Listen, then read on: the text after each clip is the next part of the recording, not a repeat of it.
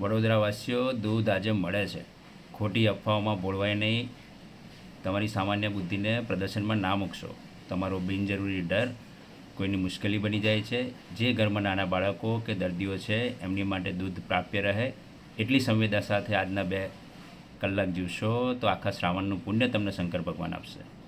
આજે સવારે નાસ્તામાં 250 ગ્રામ દયા, 350 ગ્રામ જેટલી કરુણા, 400 ગ્રામ જેટલી માનવતા અને તમારામાં જેટલી પણ વધી હોય એટલી પ્રામાણિક ખેવના જરૂરિયાતમંદને મદદ થવાની લઈને દિવસની શરૂઆત કરશો તો ઈશ્વર તમને ઘણું આપશે.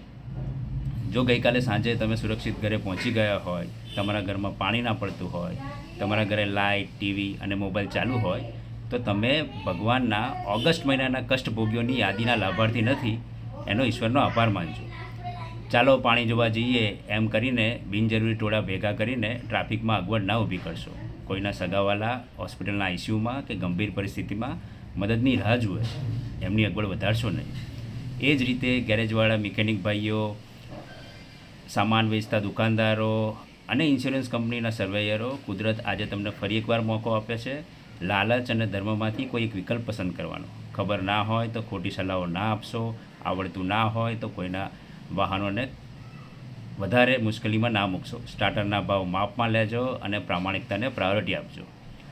હવે જો તમારે ખરેખર જાગૃત પ્રજા બનવું જ હોય તો તમારા વિસ્તારના કોર્પોરેટરને દર મહિને હિસાબ માંગો કે વરસાદી પાણીના નિકાલ માટે કોર્પોરેશને આપણા વિસ્તાર માટે શું પ્રયાસો કર્યા છે અને એને લગતા જરૂરી પ્રશ્નો ચોમાસા પહેલાં આગોતરા પૂછો. અત્યારે ગુસ્સો કરવાથી, ખોટી ડંફાસ મારવાથી કે વ્યર્થ ચર્ચાઓ કરવાથી તમે આ સમસ્યાને કોઈ સમાધાન તરફ નથી લઈ જતા.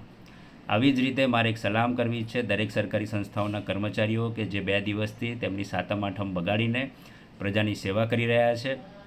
એવા પોલીસ, પ્રશાસન અને કોર્પોરેટરના કર્મચારીઓ, અધિકારીઓનો ખૂબ ખૂબ આભાર.